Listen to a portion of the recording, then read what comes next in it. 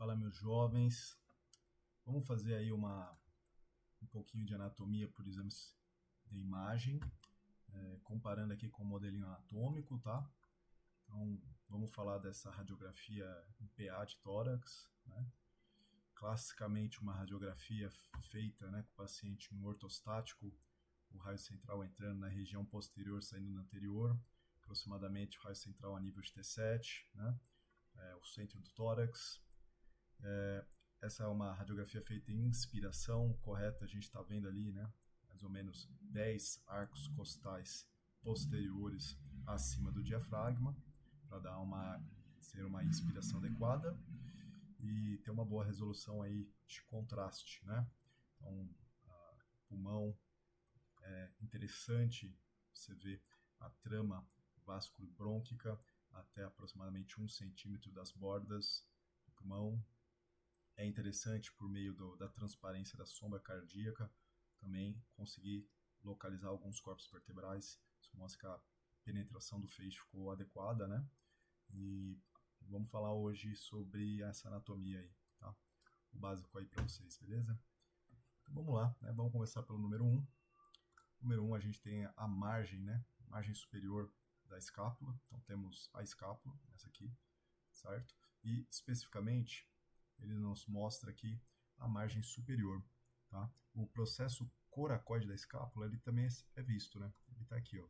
Então, dado o posicionamento que é feito para esse exame, as escápulas, elas são rodadas, né? Elas são deslocadas do campo pulmonar. Essa é a forma correta, para tirar a sobreposição do campo pulmonar, né? Então, ela é jogada mais para o lado, mais para a lateral. Vamos olhar a escápula agora. Vamos falar um pouquinho da anatomia da escápula e a gente vai fazendo assim, falando um pouquinho de cada parte, né? Então a escápula é aquele osso chato, né? Ou plano, tá?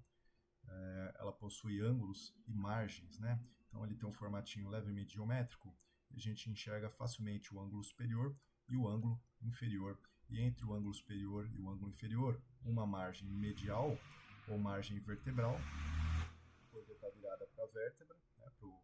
A coluna vertebral, e temos entre a margem, entre o ângulo inferior e o ângulo lateral que se encontra aqui na cavidade glenoide, né, nós temos a margem lateral. Entre o ângulo lateral e o ângulo superior temos a margem superior da escápula, que é essa que a gente vê aqui na nossa estrutura, a margem superior até o ângulo superior. Nessa perspectiva aqui, né, uma vista posterior aqui da escápula, nós vemos a fossa infraespinhal, a fossa supraespinhal, dividida pela espinha da escápula, né, que ela é contínua até fazer o topo do ombro, né, o acrômio da escápula. Tá? A incisura da escápula, ela está entre a margem superior e o processo coracoide. Tá? E aqui a gente vê a articulação também, a glenohumeral, né, a articulação da cavidade glenoide com a cabeça do húmero, tá? O colo da escápula, tubérculo supra, tubérculo infra e o lábio da glenoide, certo? Então aí foi uma recapitulação, né, breve aí dos acidentes ósseos dessa escápula. O que mais a gente consegue ver aqui? Bom, facilmente também visível, né, é a articulação externo-clavicular, né, porque a gente vê a clavícula na imagem facilmente. Então a gente tem uma perspectiva boa bilateral das clavículas. Elas são inclusive usadas para demonstrar, né, se o exame está bem feito, se o exame está com o paciente corretamente posicionado, né, se ele não ficou rodado. Então as articulações externo-claviculares, tá? Externo-clavicular, aqui marcado pelo número 2, né, é a extremidade external da clavícula em contato com a incisura do manúbrio do externo, a incisura clavicular no manúbrio do externo, formando a articulação externo-clavicular. Então, essa articulaçãozinha que é dada pela face articular da clavícula, sua face articular external, na extremidade external da clavícula. A clavícula tem uma outra extremidade, tá? A extremidade acromial, e entre a extremidade acromial e a external, temos o corpo da clavícula, onde tem esse aspecto em S. Né? Clavícula, numa perspectiva superior, ela é lisa, né? Uma perspectiva inferior, a gente encontra algumas coisas, né? Por exemplo, bem próximo ao tórax, tem essa região, né, que é a impressão do ligamento costoclavicular, que é um ligamento que vai da clavícula à primeira costela. Mais próximo do corpo tem o sulco do músculo subclávio, e mais póstero inferior, esse bem visível, né, é o tubérculo conoide da clavícula, tubérculo conoide, e próximo a ele tem a linha trapezoide. Tanto o tubérculo conoide quanto a linha trapezoide são ponto para a inserção do ligamento coracoclavicular, que sai do processo coracoide da escápula e vai em direção à clavícula. Esse ligamento ele tem sua porção conoide e sua porção trapezoide. Tá? Seguindo, próximo número é o número 3, onde ele está? Aqui, primeira costela, né? Primeira costela, ela é bem distinguível ali das outras, né? Ela é bem característica, tá? Porque ela é bem arqueada, ela possui uma arqueação grande, né? E bem larga, bem achatada, certo? Então aqui a gente tem a cabeça da costela, o ângulo da costela, e ela vem e achata, né, em direção ao manúbrio do externo, né, em direção à região média aí do tórax. E na imagem radiográfica, ela faz como se fosse um desenho aqui do topo, né? Então fica uma margem aqui em cima, um pouco radiolúcida, que dá uma impressão de ter uma diferença, né, do resto da imagem, dada essa sombra, né, a silhueta dessa primeira costela, tá? Então se acostumem, né, em visualizar esse anel aqui em cima, né, graças à primeira costela, bem fácil de ver. Próximo, número 4. Número 4 está aqui, foi marcado para a gente a primeira vértebra torácica, né? Então a primeira vértebra torácica, ela que articula com a primeira costela, né? E é fácil de ver o seu processo transverso aqui, tá? E o processo transverso dessa vértebra torácica, ele toca na costela, né? Tem uma articulação chamada articulação costotransversária, esse ponto aqui, ó. Então cheguei aqui.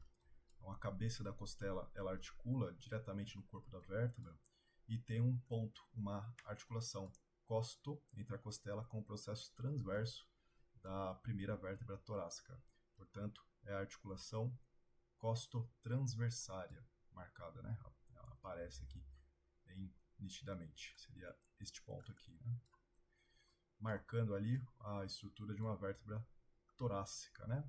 Uma vértebra torácica, ela possui articulação com as costelas, tá? Seguindo, 5, né? Número 5, nós temos a clavícula, também já comentamos aí a clavícula. 6, a traqueia. Então a traqueia preenchida por ar, ela fica bem marcada, né, na radiografia. Então a traqueia, essa porção aqui, né, tubular do sistema respiratório, porção condutora de ar até os brônquios, bronquíolos e pulmão. A traqueia tem mais ou menos ali uns 12, 11 centímetros, né? Tem os anéis traqueais, esses anéis aqui, de cartilagem hialina, né? Aquela cartilagem transparente, hialina, e atrás o anel ele não fecha, né? Então atrás a gente tem ela é fechada por um tecido muscular e por um ligamento, né? Um tecido fibroso ali, tá? Tudo isso para permitir a bronco, ou melhor dizendo, a mudança do calibre da traqueia, né? Quando nos broncos a gente fala que é a broncoconstrição, tá? Olhando aqui a lumen da traqueia, então tem um epitélio típico de tecido, um epitélio típico de trato respiratório, né? Então a gente fala que é um epitélio ciliado, né? Aquele epitélio ciliado com cílios e células produtoras de muco, né? Caliciformes. Tá? Então é o epitélio típico de trato respiratório. E ela fica marcada com ar até a região dos brônquios, né? Que vai ser vista mais adiante. Tá? Então, 6. 7 é uma vértebra torácica, a quarta vértebra torácica. Então, também a vértebra torácica aqui tá fácil de ver. Olha lá, então, a vértebra torácica, né? Vértebra torácica. A gente reconhece também na vértebra torácica como o processo espinhoso ele é inclinado, né? Então o processo espinhoso ele aparece sempre mais para baixo do que a altura do corpo da vértebra, tá? Próximo, 8. Cadê o número 8? 8, clavícula também. 9, escápula, a escápula esquerda. Temos ali número 10. Vamos lá, 10. 10. Ah, tá. 10. Vamos tirar o zoom aqui. Agora eu vou mostrar mais anterior. E vamos entrar um pouquinho aqui no mediastino, né? Região de mediastino médio, tá? Então aqui está uma transparência, né, para a gente conseguir observar. E o número 10 ele está marcando o arco da aorta, né? Agora marcou em roxo, ó. Mais fácil de ver, tá? O arco da aorta, que ele ascende e ele se desloca, né, em sentido mais à esquerda e posterior, tá? Deixando aí a sua marca aqui na radiografia, né? Então, inclusive essa marca da aorta com a próxima, que é a do tronco da artéria pulmonar, forma a janela aortopulmonar na radiografia. É a impressão da aorta com a impressão do tronco pulmonar, né? Então ela é bem visível aí na maioria das radiografias, né? Bem fácil de distinguir. Olha aqui, ó, o arco da aorta, tá? Quanto mais idoso ainda, mais fácil, porque ele fica mais arqueado, né? Mais deslocado ali para a esquerda. O arco da aorta. Próximo, número 11, temos outra costela. Número 12, outra costela, né? Aqui no número 12 ele marcou especificamente, né, já a sua parte ali da segunda costela. Segunda costela, sua região mais anterior, né? Região mais anterior da costela, porque a gente vê o aspecto descendente dessa margem da costela, né? Então ela surge lá na região posterior. A costela ela é mais transversa na região posterior. Então ela é descendente à anterior, né? Descendente, descende, ela é orientada para baixo, né? Chegando aqui na região anterior. Então a gente vê esse aspecto aqui anterior da segunda costela, né? Essa inclinação lá para baixo, tá? Então a gente está vendo a porção mais anterior dessa costela. O que mais? 13, a gente está marcando aqui mais uma vértebra torácica, né? A quinta vértebra torácica. 14. Onde está o 14? 14. Ah, agora sim. O tronco da artéria pulmonar, né? A artéria pulmonar esquerda, né? Sua ramificação, digamos aqui. Então, pegamos aqui, ó. O tronco da artéria pulmonar está bem aqui, ó. O tronco pulmonar vai se bifurcar, né? Em artéria pulmonar direita e artéria pulmonar esquerda, né? Então a gente está com a esquerda. E tem um ligamento, né, que liga a artéria pulmonar ao arco da aorta, né? Ligamento arterial ali. 14, 15. Bronco esquerdo, bronco fonte esquerdo, né? Esse aqui fica um pouquinho mais difícil de ver, tanto no modelo quanto na radiografia, né? Então, acho que no modelo aqui não tá nem fácil de mostrar ele. Essas posições, tá? A gente consegue enxergar, seguindo a traqueia, o bronco principal direito e o bronco principal esquerdo, que ele é levemente maior do que o direito, tá? Também tem um aspecto mais transverso do que o brônquio direito. 16. A aorta torácica, né? O trajeto da aorta torácica posterior, né? Estando mais a posterior. Também difícil de enxergar no nosso desenho, né? Olha lá. Então, a aorta torácica passando ali atrás do coração, lá no mediastino posterior, né? Então, olha lá, o arco da aorta vem para a aorta torácica, desce, depois do diafragma, temos a aorta abdominal. 17. Brônquio, né? Bronco principal direito, tá? O bronco principal direito também está bem escondidinho aqui, tá? Bronco principal direito. 18. Temos mais uma, a quarta costela, essa aqui, tá? Em seu aspecto mais anterior. 19. O tronco, né? A parte da artéria pulmonar, né? Depois que se ramifica, né? O tronco da artéria pulmonar vira artéria pulmonar direita. Então ele está marcando silhueta, né? Silhueta da artéria pulmonar direita, aqui em roxinho. Pelo menos a região onde a gente tem a entrada dessa artéria pulmonar aí no pulmão. Diz 20 agora. 20 está marcando nosso ventrículo, né? O famoso ventrículo esquerdo. Então, numa radiografia de tórax antero-posterior, né? Onde a gente vê que o ventrículo esquerdo ele faz a maior parte do contorno à esquerda do coração, tá? Dada a posição anatômica do coração, né? O ventrículo direito ele faz a região mais anterior, em contato com o externo, tá? Então o ventrículo direito ele fica bem anterior, em contato com o externo, né? E o ventrículo esquerdo ele forma uma sombra aqui, né? Que ele fica meio que viradinho a posterior ali, né?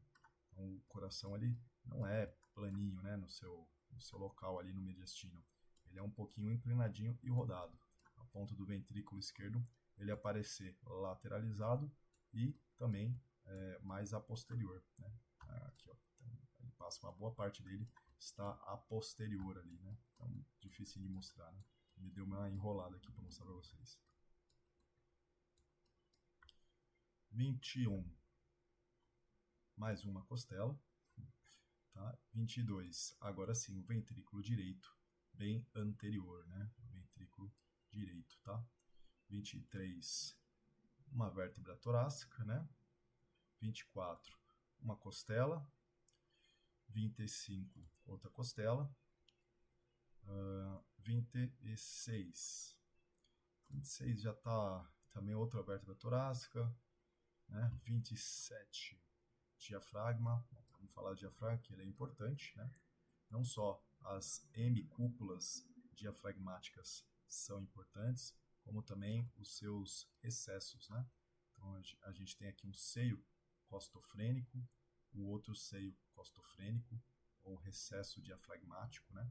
Então, esse ponto aqui são os seios costofrênicos, tá?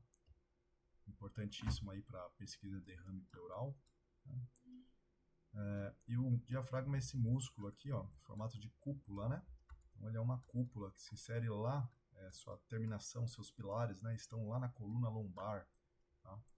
E ele fica firmemente aderido à base do pulmão, né? A face diafragmática do pulmão. Essa face mais inferior aqui do pulmão é a face diafragmática pelo contato com o diafragma, né?